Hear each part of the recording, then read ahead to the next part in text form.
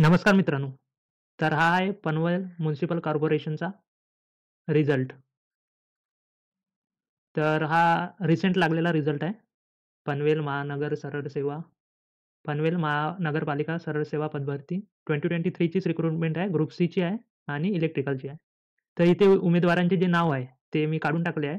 पण तुम्हाला इथं नोटीस काय करायचं आहे, की पदसंख्या 6 होती आणि तुम्हाला इथं डेट ऑफ बर्थ बघायची आहे. तर हे बघा 1989, 1996, 1997, 1997 आणि 1992 आणि 1993 आणि वेटिंग लिस्टमध्ये पण तुम्ही बघाल तर 1995, 1996, 6, 90, 94, 1994, 1996 तर तुम्ही इथे बघू शकता, की म्हणजे 2012 चे जे पास आउट आहे तर आणि 2013 चे म्हणजे 2012 पासून तर 2017, 16, 15 हे जे पास आउट स्टुडंट असेल ते असेल हे.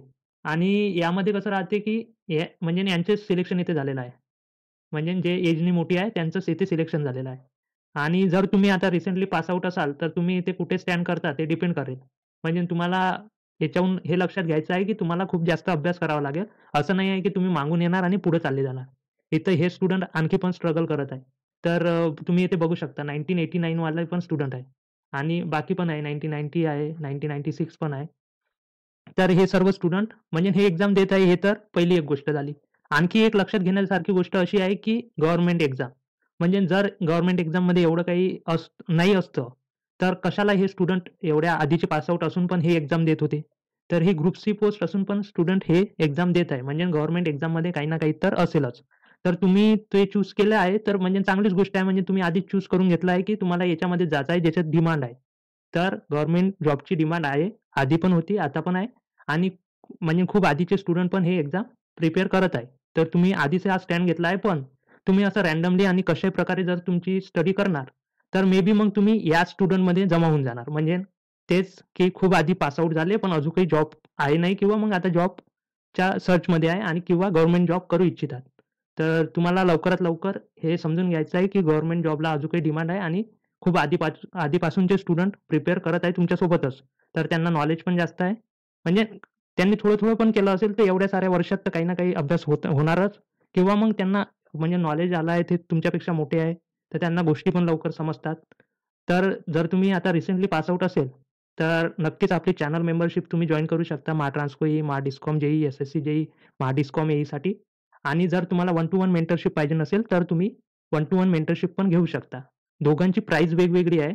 चॅनल मेंबरशिपसाठी ओन्ली ₹99 तुम्हाला फीस पे करायची आहे आणि जर तुम्हाला वन टू वन मेंटरशिप पाहिजे नसेल, तर फीज आहे 499 आणि म्हणजे 499 मध्ये हे चॅनल मेंबरशिप ऑलरेडी इन्क्लुडेड आहे. तर तुम्ही चूज करू शकता, की तुम्हाला काय जॉइन करायचं आहे. तुम्ही चॅनल मेंबरशिप पण जॉइन करू शकता, वन टू वन मेंटरशिप पण जॉइन करू शकता. म्हणजे चॅनल मेंबरशिप ही सबसेट आहे, वन टू वन मेंटरशिपचा आहे. तर तुम्हाला डिसाईड करायचं आहे, की जास्त टाईम न लावता लवकरात लवकर तुमचं सिलेक्शन कसं होणार? कारण की हे कसं राहते, हे जे रिक्रुटमेंट राहते ना, हे स्ट्राँगली रिलेटेड राहते, की इलेक्शनचं वर्ष कोणतं आहे. तर जसं आता इलेक्शनचं इयर आहे आपलं, तर म्हणजे सेंट्रल लेव्हलवर पण आणि स्टेट लेव्हलवर पण. त्यामुळे आता ही व्हॅकन्सीज खूप साऱ्या येत आहेत.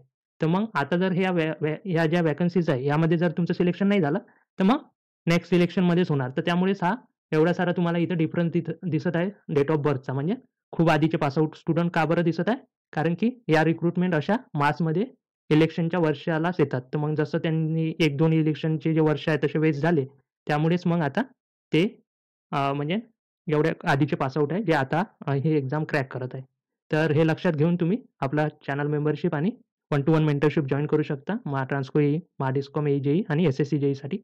तर भेटूया नेक्स्ट व्हिडिओमध्ये. तेव्हापर्यंत जय हिंद, जय महाराष्ट्र.